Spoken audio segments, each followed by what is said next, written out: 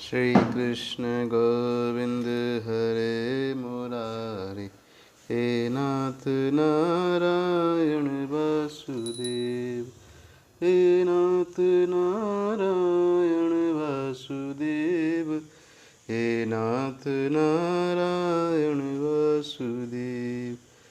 श्री कृष्ण गोविंद हरे मुरारी, हे नाथ नारायण वासुदेव। ओम गीता सुगीता कर्तव्या किमन्यि शास्त्र विस्तरै, या स्वयं पद्मनाभस्यै मुखपद्मादिनी श्रुता। मित्रों, आपने पिछले भाग में अर्जुन द्वारा कृष्ण के वार्तालाप को सुना। उसमें अर्जुन कह रहा है, जब वो अपने सगे संबंधियों को देखता है तो वो कृष्ण से कहता है कि अब मैं यहाँ पर और अधिक खड़े रहने में भी असमर्थ हूँ। और वह अपने आप को भूल रहा है। वो ये सोच रहा है कि मैं यहाँ क्या कर रहा हूँ, और कृष्ण से कह रहा है कि मुझे तो केवल मेरा अमंगल ही दिखाई दे रहा है। आज इस भाग में हम आगे चलते हैं। श्लोक 31। न च श्रेयो अनुपश्यामि अथवा स्वजन्यमाहवे, न काक्षे विजम कृष्ण न च राज्यम सुखानि च। हे कृष्ण, इस युद्ध में अपने ही स्वजनों का वध करने से न तो मुझे कोई अच्छाई दिखती है और न मुझे उससे किसी प्रकार की विजय, राज्य या सुख की इच्छा रखता हूँ। यह जाने बिना कि मनुष्य का स्वार्थ विष्णु या कृष्ण में है, सारे बद्ध जीव शारीरिक संबंधों के प्रति यह सोचकर आकर्षित होते हैं कि वे ऐसी परिस्थितियों में प्रसन्न रहेंगे। ऐसी देहात्म बुद्धि के कारण वे भौतिक सुखों के कारणों को भी भूल जाते हैं। अर्जुन तो क्षत्रिय का नैतिक धर्म भी भूल गया था।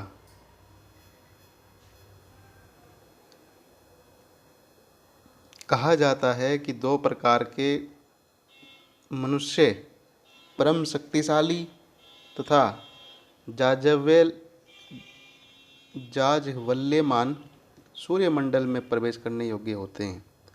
ये हैं, एक तो क्षत्रिय जो कृष्ण की आज्ञा से युद्ध में मरता है, दूसरा सन्यासी जो आध्यात्मिक अनुशीलन में लगा रहता है।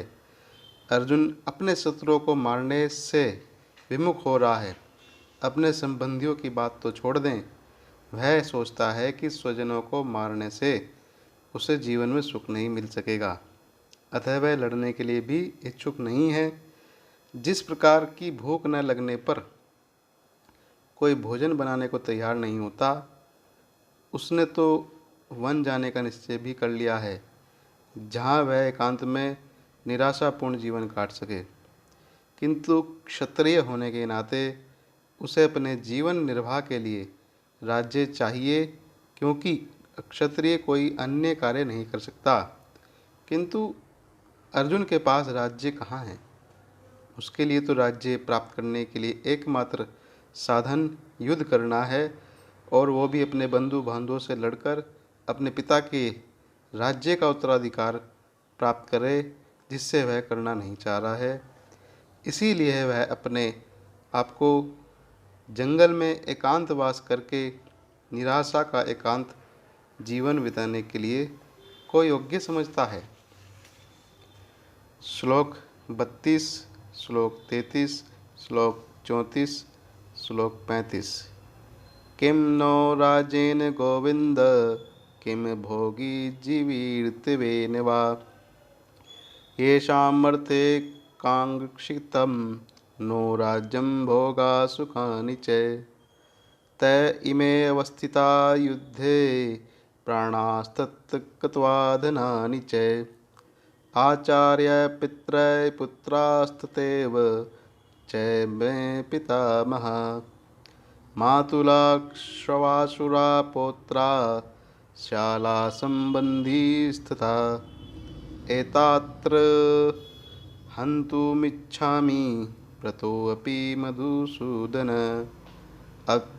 अपि त्रैलोक्यस्य राजस्य यो हेतो किं न मही कृत निहत्य धृतराष्ट्र का प्रीति स्वजनार्दन। अर्जुन क्या कह रहा है? हे गोविंद, हमने राज्य, सुख अथवा जीवन, इस जीवन से क्या लाभ? क्योंकि जिन सारे लोगों के लिए हमें उसे चाहते हैं वे ही इस युद्ध भूमि में खड़े हैं। हे मधुसूदन, जब गुरुजन, पितृगण, पुत्रगण, पितामह, मामा, ससुर, पौत्रगण, साले तथा अन्य सारे संबंधी अपना अपना धन एवं प्राण देने के लिए तत्पर हैं और मेरे समक्ष खड़े हैं, तो फिर मैं इन सबको क्यों मारना चाहूँगा? भले ही वे मुझे क्यों न मार डालें। हे जीवों के पालक, मैं इन सबों से लड़ने को तैयार नहीं, भले ही बदले में मुझे तीनों लोग ही क्यों ना मिलते हों। इस पृथ्वी की बात ही छोड़ दें।